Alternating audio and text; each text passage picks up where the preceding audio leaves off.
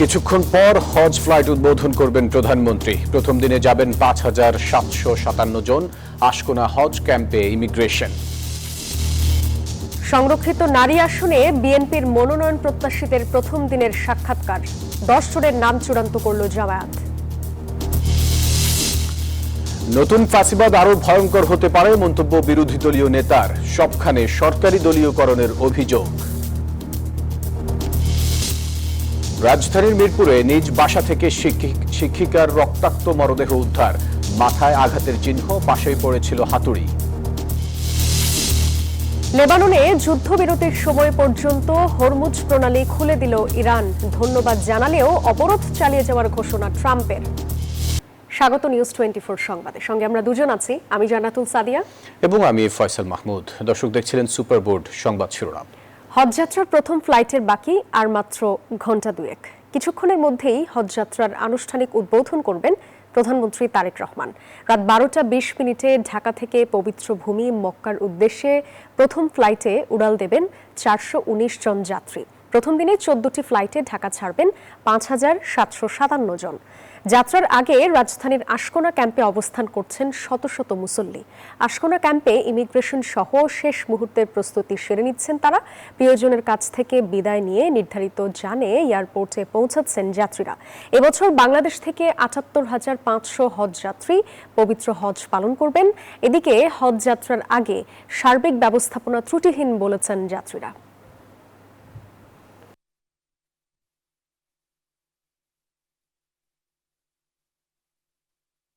আল্লাহ যেন আমাদের জীবনের গুনাহ মাফ করে দিয়েছে, এই জন্য যাচ্ছে।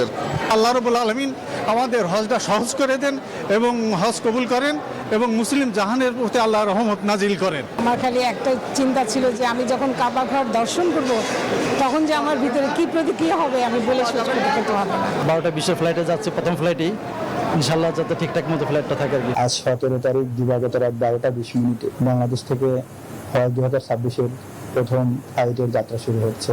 হজযাত্রার আরো খবর জানাতে আমাদের সঙ্গে যুক্ত হচ্ছেন সহকর্মীরা। আমরা একটু শুরুতেই চলে যাব আশকোনা হজ ক্যাম্পে। সেখানে আছেন সহকর্মী সাইফুল ইসলাম। সাইফুল, আশকোনা হজ ক্যাম্পে এখন কি আনুষ্ঠানিকতা চলছে? ২০২৬ সালের যারা হজযাত্রী সৌদি আরব যাবেন পবিত্র হজ পালনের জন্য, তারা কিন্তু এই আশকোনার হজ ক্যাম্পে বেশ কয়েকদিন থেকে আছেন এবং আজকে আনুষ্ঠানিকভাবে রাতেই কিন্তু এখান থেকে যারা প্রথম ফ্লাইটে যারা যাত্রী রয়েছেন তারা কিন্তু বিমানবন্দরে ইতিমধ্যেই পৌঁছেছেন এবং সেখানে ১২টা ২০ তারা বাংলাদেশ বিমানের একটি ফ্লাইটে তারা সৌদি আরবের জেদ্দার উদ্দেশ্যে রওনা করবেন এবং ৪১৯ জন যাত্রী কিন্তু আজকে প্রথম ফ্লাইটে যাবেন এবং প্রথম দিন ১৪টি বিমান কিন্তু ঢাকা থেকে সৌদি আরবের উদ্দেশ্যে গমন করবে এবং আজকের এই হজযাত্রা যেটি সেটিকে নির্বিঘ্ন করার জন্য সব ধরনের প্রস্তুতি নেওয়া হয়েছে এবং আমি দেখেছি যে ধর্মমন্ত্রী কাজী শাহ মোহাম্মদ কায়কোবাদ সহ যারা সংশ্লিষ্ট মন্ত্রী রয়েছেন তারা কিন্তু এখানে এসে পরিদর্শন করছেন এবং বারবার কিন্তু ঘুরে ফিরে সার্বিক যে ব্যবস্থাপনা সেটি কিন্তু দেখছেন এবং কিছুক্ষণ পর বাংলাদেশের প্রধানমন্ত্রী তারেক রহমান তিনি এখানে আশকোনা হজ ক্যাম্পে আসবেন এবং সার্বিক যে পরিস্থিতি সেটি তিনি দেখবেন এবং হজযাত্রীদের সঙ্গে কথা বলবেন। পাশাপাশি হজ ব্যবস্থাপনার যে সার্বিক যে বিষয়গুলো রয়েছে সেই বিষয়গুলো তিনি কিন্তু পর্যবেক্ষণ করবেন এবং এখানে ইতিমধ্যেই কিন্তু প্রধানমন্ত্রীর আগমন ঘিরে একটি নিরাপত্তা ব্যবস্থা জোরদার করা হয়েছে এবং যারা হজযাত্রী রয়েছেন তারা বলছেন আসলে এবারের যে হজযাত্রা সেটি কিন্তু নির্বিঘ্ন হচ্ছে এবং ভোগান্তি কম রয়েছে এবং এবছর কিন্তু ৭৮,৫০০ জন হজযাত্রী তারা সৌদি আরব যাবেন এবং তারা পবিত্র হজ পালন করবেন এবং তারা কিন্তু হজ পালন শেষে আগামী ২১ মের পর থেকে কিন্তু তারা বাংলাদেশের উদ্দেশ্যে আবার তিনি রওনা করবেন এবং ১ জুলাই পর্যন্ত তাদের কিন্তু এই ফিরতি ফ্লাইটে তারা আসবেন এবং সব মিলে যদি বলা চলে এবারের যে হজযাত্রা সেই হজযাত্রা আজকে রাতেই শুরু হচ্ছে আনুষ্ঠানিকভাবে এবং প্রধানমন্ত্রী তারেক রহমান রাত ১১টা ৩৫ হজরত শাহজালাল আন্তর্জাতিক বিমানবন্দর থেকে কিন্তু এই হজযাত্রাটি তিনি আনুষ্ঠানিক উদ্বোধন করবেন। এই ছিল আমার কাছে আশকোনা হজ ক্যাম্প থেকে সর্বশেষ। ফিরে যাচ্ছি সাদিয়ার কাছে। ধন্যবাদ আপনাকে। দর্শক, এই বিষয়ে আরও খবরাখবর জানাতে আমাদের সাথে বিমানবন্দর থেকে যুক্ত হচ্ছেন সহকর্মী মাহমুদুল হাসান ইমন।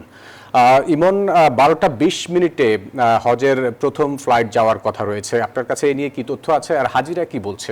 আমি বিমানবন্দরের টার্মিনাল 2 এর ৫ নম্বর গেটে আছি। এখানে আসলে হাজিদের জন্য গেট সুসজ্জিত করা হয়েছে। আশকোনা ক্যাম্প থেকে যারা আসছেন তারা বিভিন্ন বাসে করে আসছেন, যেটি আসলে তাদের নির্ধারিত বাসে করে এখানে এসে নামছেন এবং একটি বাস আসা মাত্র এখানে আসলে নিরাপত্তার চাদরে ঢেকে ফেলা হচ্ছে। আপনাদেরকে যদি আমি একটু দেখাতে চাই, এখানে আনসার রয়েছে এবং পুলিশেরও কিছু সদস্য রয়েছে এবং নিরাপত্তা বাহিনীর যথেষ্ট তৎপরতা আমরা এখানে দেখেছি। যখন একটি বাস আসে, দুর্ভাগ্যবশত এখন আমি বাসটি দেখাতে পারছি না, তবে যখন একটি বাস আসে তখন এখানে নিরাপত্তার চাদরে ঢেকে ফেলা হয় এবং যাত্রীরা একে একে নেমে লাইন ধরে আসলে এই গেট দিয়ে, এই সুসজ্জিত যে গেটটি আপনারা দেখতে পাচ্ছেন, এই গেট দিয়ে আসলে ভিতরে প্রবেশ করে। আমরা বেশ কয়েকজন যাত্রীদের সাথে কথা বলেছি, তারা আসলে দেশ ও জাতির জন্য দোয়া করছেন, দোয়া করতে মক্কায় যাচ্ছেন এবং আল্লাহর পবিত্র ঘর যেহেতু তারা দেখতে যাচ্ছেন, তারা অনেকের চোখে আসলে আমরা ভেজা দেখেছি এবং প্রিয়জনের কাছ থেকে তারা আসলে বিদায় নিয়ে যাচ্ছেন এখান থেকে। এখানে যখন আসলে একটি বাস আসে তখন আসলে এখানে একটি হৃদয় বিদারক পরিস্থিতি তৈরি হয়, কারণ এখান থেকে আসলে তারা পরিবার পরিজনদের কাছ থেকে শেষ বিদায় নিয়ে ভিতরে ঢোকেন। এবং আমরা আসলে আশকোনা ক্যাম্পেও দেখেছি আসলে ওখানেও নিরাপত্তার চাদরে ঢেকে ফেলা হয়েছে। এছাড়া প্রধানমন্ত্রী তারেক রহমান 11:30 কিছুক্ষণ পরেই এখানে আসবেন এবং হজের আনুষ্ঠানিক উদ্বোধন করবেন। এই ছিল বিমানবন্দর থেকে আমার কাছে সর্বশেষ তথ্য। ফিরে যাচ্ছি স্টুডিওতে। ফয়সাল। ইমন, আপনাকে ধন্যবাদ আমাদের সাথে যুক্ত হবার জন্য। সংসদের সংরক্ষিত নারী আসনে কারা সংসদ সদস্য হবেন তা নির্ধারণে চূড়ান্ত বাছাই প্রক্রিয়া শুরু করেছে বিএনপি। শুক্রবার বিকেলে রাজধানীর গুলশানে দলের চেয়ারম্যানের কার্যালয়ে এই কার্যক্রম শুরু হয়। এতে সভাপতিত্ব করেন দলের প্রধান তারেক রহমান। বিএনপি নেতারা জানান, যোগ্যদেরই মূল্যায়ন করবে দল। গুলশানে বিএনপি চেয়ারপারসনের কার্যালয়ে নেতাকর্মীদের ভিড়। জাতীয় সংসদের সংরক্ষিত নারী আসনে দলীয় প্রার্থী বাছাইয়ে সাক্ষাৎকার দিতে এসেছেন সবাই। দলের সিনিয়র যুগ্ম মহাসচিব রুহুল কবির রিজভী বলেন, অতীতের আন্দোলন সংগ্রামে দলের প্রতি ত্যাগ ও আইন প্রণয়নে যাদের যোগ্য ভাবা হবে তারাই চূড়ান্ত মনোনয়ন পাবেন। সংসদে কথা বলা এবং কথা বলার জন্য এবং আইন প্রণয়নের ব্যাপারে যে জ্ঞান থাকা দরকার, যে শিক্ষা থাকা দরকার, এইসব বিষয়গুলো এখানে বিবেচিত হবে। সব কিছু বিবেচনা করেই আমাদের যে মনোনয়ন বোর্ড তারা চূড়ান্ত করবেন। শুক্রবার বেলা 3টার কিছু পর গুলশান কার্যালয়ে আসেন প্রধানমন্ত্রী ও বিএনপি চেয়ারম্যান তারেক রহমান। তার সভাপতিত্বে প্রথম ধাপে সাক্ষাৎকারে অংশ নেন প্রায় 400 প্রার্থী। এ পর্যায়ে রাজশাহী, রংপুর, খুলনা, বরিশাল ও ফরিদপুর বিভাগের প্রার্থীদের সাক্ষাৎকার নেওয়া হয়। মাননীয় প্রধানমন্ত্রী এতগুলো প্রার্থী, তাদের মধ্যে কিন্তু সবাইকে উনি স্পেসিফিকভাবে এক এক করে প্রশ্ন করছে। আমার রংপুর যেহেতু একটা মঙ্গা কবলিত জায়গা, সেখানে তিস্তার চর, বিস্তীর্ণ চর, মানে পিছিয়ে পড়া একটা জনগোষ্ঠী, তাদের জন্য আমি কাজ করতে চাই। বাল্যবিবাহ নিয়ে কাজ করব, মাদক নিয়ে কাজ করব, নারীর উন্নয়ন নিয়ে কাজ করব। মনোনয়ন প্রত্যাশীরা আশা প্রকাশ করেন, দীর্ঘদিনের আন্দোলন সংগ্রামে তাদের ভূমিকা দল যথাযথভাবে মূল্যায়ন করবে। আমাকে যদি আমাকে যোগ্য মনে করে, তাহলে আমি সর্বস্তরের মানুষকে নিয়ে আমি কাজ করতে চাই। তৃণমূল থেকে যারা এতদিন আন্দোলন সংগ্রাম করেছে, তাহলে আমাদেরকে দিবেন, এটা আমাদের একটা বিশ্বাস। দ্বিতীয় ধাপে শনিবার বাকি বিভাগের প্রার্থীদের সাক্ষাৎকার নেওয়া হবে। চূড়ান্ত প্রার্থীরা প্রতীক পাবেন 30 এপ্রিল, ভোট গ্রহণ 12 মে। বদরুল আলম শাওন, নিউজ 24, ঢাকা। এই বিষয় নিয়ে আরো খবর জানাতে গুলশান থেকে যুক্ত হচ্ছেন সহকর্মী বদরুল আলম শাওন। যাব তার কাছে। শাওন, সংরক্ষিত নারী আসনে আমরা দেখছিলাম যে বিএনপির মনোনয়ন প্রত্যাশীদের সাক্ষাৎকার নেওয়া হয়েছে, কি তথ্য আছে একটু জানাবেন? ধন্যবাদ সাদিয়া। দুপুর 3টা থেকে এখন রাত 10টা, অর্থাৎ টানা 7 ঘন্টা ধরে কিন্তু বিএনপির যারা জাতীয় সংসদের সংরক্ষিত নারী আসনের চূড়ান্ত মনোনয়ন পাবেন তাদের সাক্ষাৎকার নেওয়া হচ্ছে।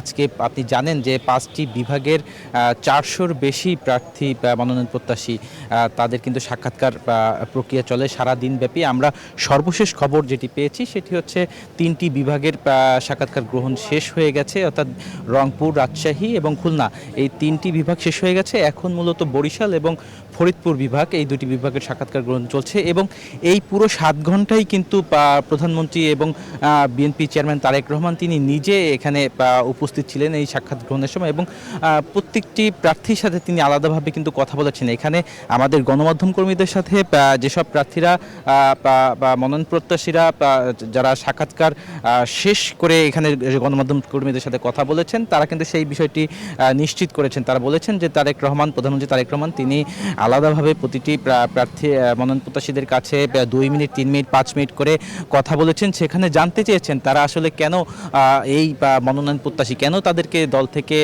মনোনয়ন দেওয়া হবে। সেখানে তারা তাদের দীর্ঘদিনের আন্দোলন সংগ্রামের ইতিহাস তুলে ধরেছেন, মামলার ইতিহাস তুলে ধরেছেন এবং সংসদে তারা কি ধরনের ভূমিকা রাখতে পারবেন সেই বিষয়টিও তুলে ধরেছে। তো আজকে প্রথম ধাপের সাক্ষাৎকার গ্রহণ ছিল। আগামীকাল বাকি যে বিভাগগুলো রয়েছে সেই বিভাগগুলোর আসলে যারা সাক্ষাৎকার দেবেন তাদের সাক্ষাৎকার গ্রহণ নেওয়া হবে। তো এই ছিল এখন পর্যন্ত আমার কাছে সর্বশেষ সংবাদ। সাদিয়া। শাওন, ধন্যবাদ আপনাকে। জাতীয় সংসদে সংরক্ষিত নারী আসনে 10 জনের নাম চূড়ান্ত করেছে জামায়াতে ইসলামী। 68টি আসনের অনুপাতে 11টি সংরক্ষিত আসন পাবে দলটি। বাকি একজনের নাম সহ সোমবার আনুষ্ঠানিক তালিকা প্রকাশ করবে তারা। তালিকায় আছেন কেন্দ্রীয় নেত্রী নুরুন্নিসা সিদ্দিকা, মার্জিয়া বেগম, সাবিকুন নাহার মুন্নি ও নাজমুন্নিসা নীলু। চট্টগ্রাম থেকে মেরিনা সুলতানা, সিলেট থেকে মাহফুজা খানম, বগুড়া থেকে সাজেদা সামাদ ও মার্দিয়া মমতাজ রয়েছেন। আরও আছেন জাকপা সভাপতি তাসমিয়া প্রধান ও এনসিপি নেত্রী ডাক্তার মাহমুদা মিতু।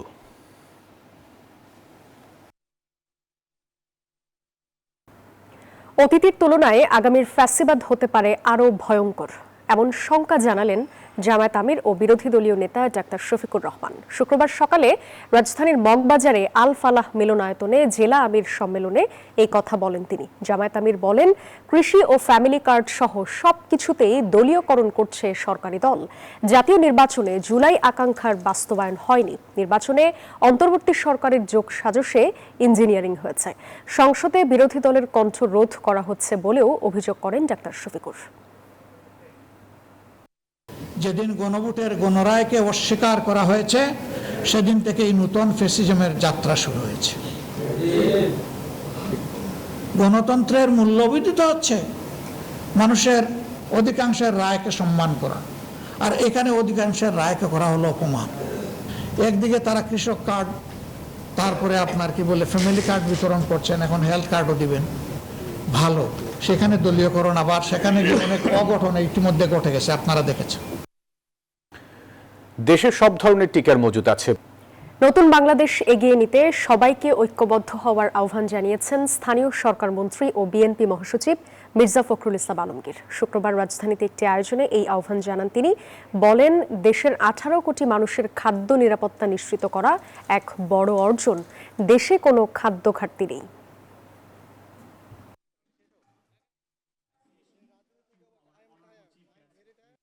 প্রায় 15 বছরের একটা ফ্যাসিস্ট শাসনের পরে যখন আমাদের দম বন্ধ হয়ে আসছিল, যখন আমরা কথা বলতে পারতাম না, যখন আমাদের প্রিয়জন হারিয়ে গেলে, নিখোঁজ হয়ে গেলে তাকে আমরা খুঁজে পেতাম না, গুম হয়ে যেত, যখন আমরা চোখের সামনে দেখলাম 24শে জুলাইয়ে আমাদের ছোট ছোট ছেলেরা মেয়েরা তারা প্রাণ দিচ্ছে অকাতরে দেশের পরিবর্তনের জন্যে, আমাদের মনে আবার স্বপ্ন জেগে উঠেছে। আমরা আবার ভাবছি যে আমরা আমাদের এই প্রিয় দেশটাকে আমরা বাসোপযোগী করে তুলব। বাংলাদেশের ক্ষমতাচ্যুত সাবেক প্রধানমন্ত্রী শেখ হাসিনাকে দেশে ফিরিয়ে আনার আবেদন খতিয়ে দেখছে ভারত। দিল্লিতে ভারতের পররাষ্ট্র মন্ত্রণালয়ের সংবাদ সম্মেলনে এই কথা জানান মুখপাত্র রণধীর জয়সওয়াল। তিনি জানান, বাংলাদেশের চলমান বিচারিক ও অভ্যন্তরীণ আইনি প্রক্রিয়ার অংশ হিসেবে এই অনুরোধ করা হয়েছে, যা পর্যালোচনা করা হচ্ছে। বাংলাদেশের সব ঘটনা প্রবাহ নিবিড়ভাবে পর্যবেক্ষণ করছে দিল্লি। বিষয়টি নিয়ে সব অংশীজনের সঙ্গে গঠনমূলক আলোচনা চালিয়ে যাবে ভারত, জানান জয়সওয়াল।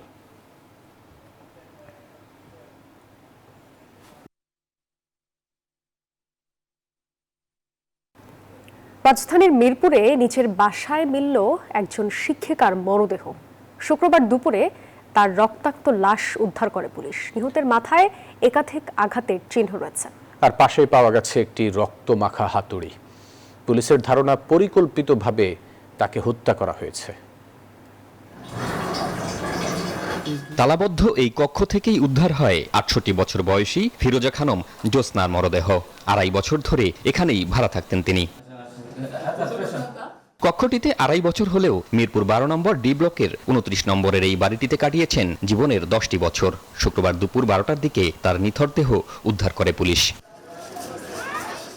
প্রতিবেশীরা জানান, খুব একটা কথা বলতেন না তিনি। বাসায় মানুষের যাতায়াত ছিল সীমিত।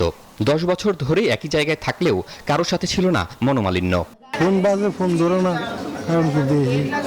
দিয়ে তোমরা গেট খোলা, বাইরের খোলা, ভিতরের খোলা, খুলে দিচ্ছে। এনার শত্রু থাকার কথাই না, আমি যেভাবে দেখি ওনার আসা চলা। লোক যা আসে তাও তো না, কাউকে আমি কোনো দেখি নাই, আমাদের তো কোনো ব্রেনের কাজ করতেছে না। কুড়িগ্রামের কৃষ্ণপুরের বাসিন্দা ফিরোজা খানম 12 ভাই বোনের মধ্যে চতুর্থ। 23 বছর আগে ডিভোর্সের পর স্বামী সন্তানহীন একাকী জীবন কাটে তার। আশ্চর্যের বিষয়, দীর্ঘ 2 যুগ ধরে পরিবারের কারো সাথে যোগাযোগ রাখেননি তিনি। বিষয়টি নিয়ে কথা বলতে চাননি ভাই নাজমুল আলম। ঘটনাটা যেহেতু আইনগতভাবে যাচ্ছে, ওনারা দেখার পরে ওনারা ইনভেস্টিগেশন করে বের করুক কি ঘটনাটা। ক্রাইম সিন ইউনিটের প্রাথমিক তদন্তে নিহতের মাথায় একাধিক আঘাতের চিহ্ন পাওয়া গেছে। লাশের পাশেই পড়েছিল রক্তমাখা হাতুড়ি, মোবাইল ও $1.5 লক্ষ টাকা। ঘরের পরিবেশ ও আলামত দেখে পরিকল্পিত হত্যাকাণ্ড বলে ধারণা করছে পুলিশ। আমরা প্রাথমিকভাবে সিদ্ধান্তে অবনীত হয়েছি, এটি একটি হত্যাকাণ্ডের ঘটনা। মাথায় 2টা আঘাতের চিহ্ন আছে, 53 আঘাত, একটা হাতুড়ি, এটা আমরা হাতুড়ি সহ কিছু আলামত আমরা পেয়েছি। এটা নিবিড় তদন্ত এটা অব্যাহত থাকবে। ফিরোজা খানম পেশায় ছিলেন একজন শিক্ষক, বাড়িতেই প্রাইভেট পড়াতেন। ময়নাতদন্তের জন্য তার মরদেহ রাখা হয়েছে সোহরাওয়ার্দী হাসপাতালের মর্গে। শিহাব জাহিদ, নিউজ 24, ঢাকা। সংস্কারের ব্যর্থতার কারণ দেখিয়ে ঋণের পরবর্তী কিস্তি স্থগিত করেছে IMF। অতিরিক্ত শর্ত সহ একটি নতুন ঋণ কর্মসূচি নিয়ে আলোচনা শুরুর প্রস্তাব দিয়েছে সংস্থাটি। IMF বলছে, কাঙ্ক্ষিত সহযোগিতা পেতে সংস্কার কার্যক্রম এগিয়ে নিতে হবে বাংলাদেশকে। বাংলাদেশের সঙ্গে বিদ্যমান ঋণ কর্মসূচির পরবর্তী কিস্তি জুনের মধ্যে ছাড় করতে অস্বীকৃতি জানিয়েছে IMF। সংস্থাটি বলেছে, রাজস্ব ও ব্যাংকিং খাতে সংস্কার বাস্তবায়নে ব্যর্থ হয়েছে বাংলাদেশ। তার পরিবর্তে অতিরিক্ত শর্ত সহ একটি নতুন ঋণ কর্মসূচি নিয়ে আলোচনা শুরুর প্রস্তাব দিয়েছে সংস্থাটি। বিশ্বব্যাংক ও IMF এর বসন্তকালীন সভার 4র্থ দিনের সংবাদ সম্মেলনে IMF এর এশিয়া ও প্যাসিফিক অঞ্চলের পরিচালক কৃষ্ণা শ্রীনিবাসন সাফ জানিয়ে দিয়েছেন, বাংলাদেশ সংস্কার কার্যক্রম কতটা এগিয়ে নিচ্ছে সেদিকেই নজর রাখছে IMF। এর উপরই নির্ভর করবে আগামী দিনের অর্থছাড়। A lot of reforms are needed in Bangladesh, both on the fiscal side, on the revenue side, and trying to rehabilitate the financial sector, and on the exchange rate reform. So the 3 pillars on which the program was based, all those there's work to be done. তবে এদিন বিভিন্ন পক্ষের সাথে বৈঠক শেষে অর্থমন্ত্রী জানান, বাংলাদেশে অর্থায়নে ইতিবাচক মনোভাব দেখাচ্ছে দাতা সংস্থাগুলো। ADB এর মধ্যে ওরা কনসার্ন নিজেরাই প্রকাশ করছে, বাংলাদেশের মতো দেশ যারা আছে তাদেরকে তারা সাপোর্ট দেওয়ার জন্য এই জায়গাটায় যে গ্যাপটা হচ্ছে, একটা বড় একটা গ্যাপ হচ্ছে, এখানে সাপোর্ট দেওয়ার ব্যাপারে আলোচনা হচ্ছে।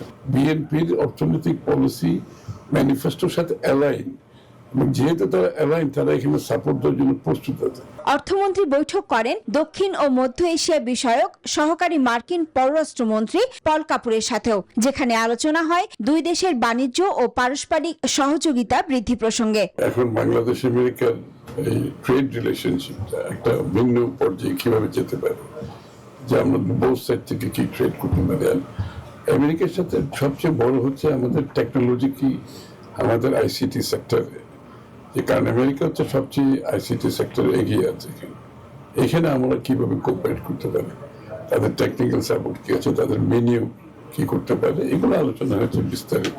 তবে যুদ্ধের কারণে জ্বালানি সংকট ও এর অভিঘাত মোকাবেলায় করণীয় বিষয়েও আলোচনা হয়েছে বলে জানিয়েছেন অর্থমন্ত্রী। Desk report, news 24। হরমুজ প্রণালী পুরোপুরি খুলে দিল ইরান। চলাচল করতে পারবে সব ধরনের বাণিজ্যিক জাহাজ। শুক্রবার এমন ঘোষণা দিয়েছেন ইরানের পররাষ্ট্রমন্ত্রী আব্বাস আরাকচি। তবে এই সুযোগ থাকবে লেবানন ইসরায়েলের যুদ্ধবিরতির অবশিষ্ট সময় পর্যন্ত। এদিকে তেহরান চুক্তি না করলে হরমুজে মার্কিন অবরোধ অব্যাহত রাখার হুমকি দিয়েছেন প্রেসিডেন্ট ডোনাল্ড ট্রাম্প। 104 কিলোমিটার দীর্ঘ হরমুজ প্রণালী যুক্তরাষ্ট্র ইসরায়েলের সামরিক হামলা মোকাবিলায় ইরানের কৌশলগত হাতিয়ার। এই জলসীমায় তেহরান বিধিনিষেধ আরোপ করায় বিশ্ব তেলের বাজার সহ অর্থনীতির ভিত ছিল ধসের দ্বার প্রান্তে। শেষমেশ প্রণালীটি নিয়ে সুখবর দিয়েছে ইরান। স্থানীয় সময় শুক্রবার এক্স বার্তায় দেশটির পররাষ্ট্রমন্ত্রী আব্বাস আরাকচি ঘোষণা দেন, হরমুজ প্রণালী এখন সবার জন্য উন্মুক্ত, চলাচল করতে পারবে সব ধরনের বাণিজ্যিক জাহাজ। তবে লেবানন ইসরায়েলের মধ্যকার যুদ্ধবিরতির অবশিষ্ট মেয়াদ পর্যন্তই থাকবে সুযোগ। বৃহস্পতিবার শুরু হওয়া এই যুদ্ধবিরতির মেয়াদ 27 এপ্রিল পর্যন্ত। এমন খবরে মার্কিন প্রেসিডেন্ট ডোনাল্ড ট্রাম্প কটাক্ষের সুরে হলেও ইরানকে ধন্যবাদ জানিয়েছেন। তবে সাফ জানিয়েছেন ইরানকে চুক্তি করতে হবে, না হলে হরমুজ অবরোধ অব্যাহত থাকবে। এদিকে হরমুজ প্রণালী খুলে দেওয়ার খবরে বিশ্ববাজারে জ্বালানি তেলের দাম 11% নেমেছে। প্রতি ব্যারেল বিক্রি হচ্ছে 90 মার্কিন ডলারেরও নিচে। নীরব দাস, নিউজ 24। দর্শক, এই ছিল নিউজ 24 সংবাদে। এতক্ষণ সাথে থাকার জন্য ধন্যবাদ সবাইকে।